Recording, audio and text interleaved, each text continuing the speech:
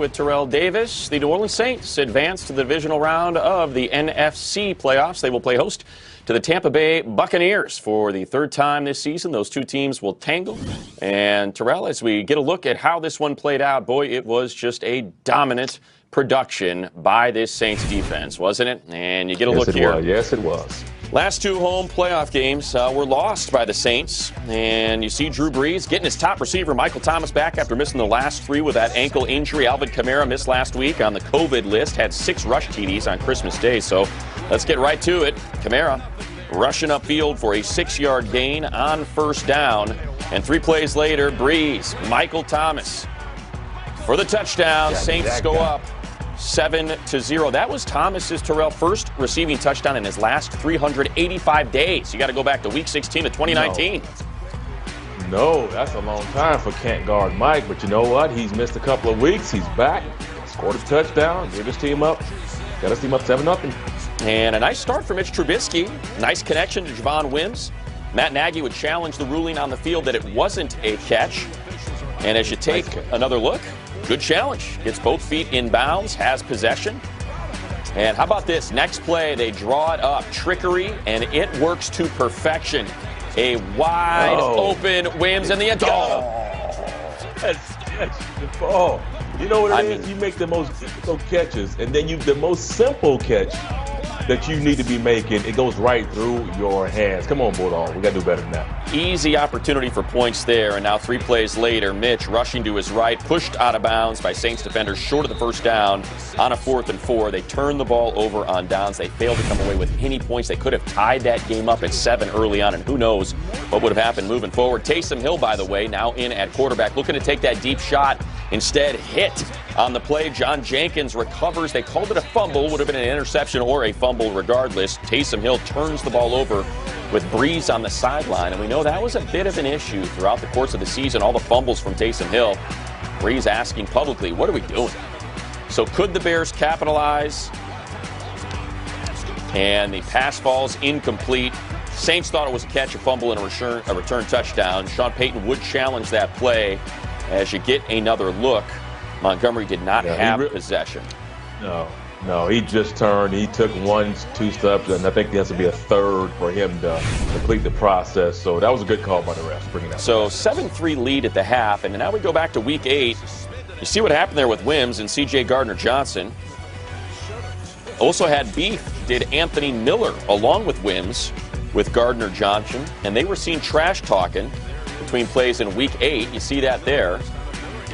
And that would carry over to today as we fast forward to the present. Here we go. Little push there by Anthony Miller as they were trash talking.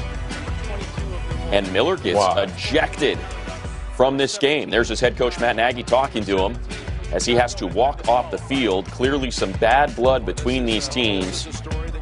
And on the very next Saints possession, 3rd and 4 from their own 21, Brees throws deep, finds, can't guard Mike again. 38 yards, having a big game was Michael Thomas in his return. And 8 plays later, the Saints would go for it on a 4th and 3. Taysom Hill in on QB, and just unacceptable. You see Chuck Pagano there. Eddie Jackson jumps off sides, gives the Saints a fresh set of downs. That is free yards, free plays, and that is an extra 4 points for the Saints on that 1st and goal. Latavius Murray running it in for the 6-yard touchdown as they would take a 14-3 lead. We fast forward to the 4th quarter. Saints up 14-3. Kamara right up the middle for the 3-yard touchdown. Put them up 21-3. How about that smile, by the way? Right? The bling. That's a lot of money up there. That might have been right there, buddy. Computer, and I believe that's why they made the 8K camera, just so we could get every one of those sparkling diamonds. Breeze kids, look at you, excited. Doing the gritty. What did Bruce Arians say to Chase Young? Be careful what you wish for. Don't know if he would say that to those kids as well. There you go. You see the numbers.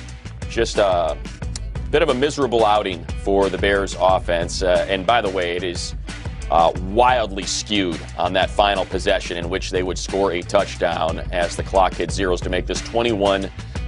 But prior to that, you're talking about 150 net yards of offense in this entire game, about 100 from Trubisky passing. And here is your divisional round now in the NFC after This game was completed as the NFC wildcard round is done. The Rams will travel to Green Bay as they play the lowest-seeded team remaining.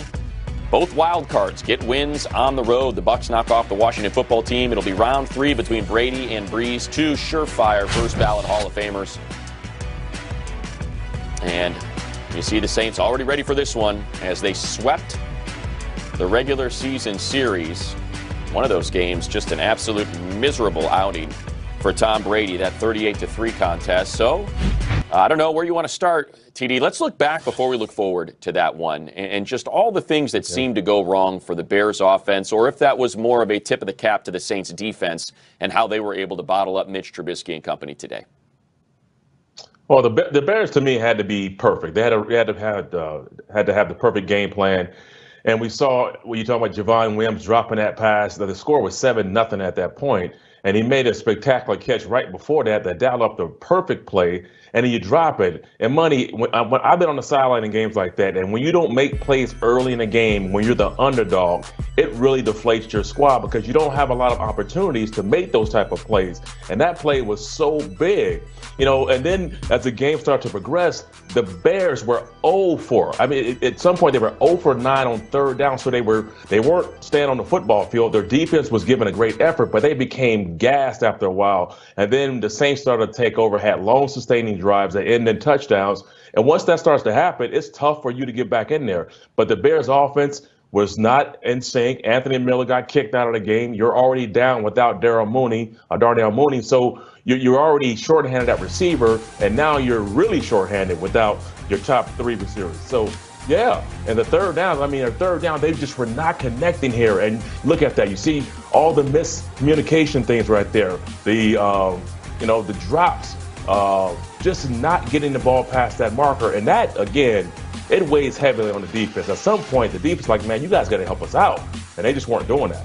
Yeah, the 2 things to come out of all that great analysis there, TD. One, I want to go back to the play, the drop by Wims, because, in full disclosure, for people that don't know, I call Charger games, and I remember the Panthers game. They had that hook and ladder, and they dialed it up perfectly, and Keenan Allen and Austin Eckler just missed that connection, what would have been a win. And I remember Shane Steichen, the offensive coordinator, saying,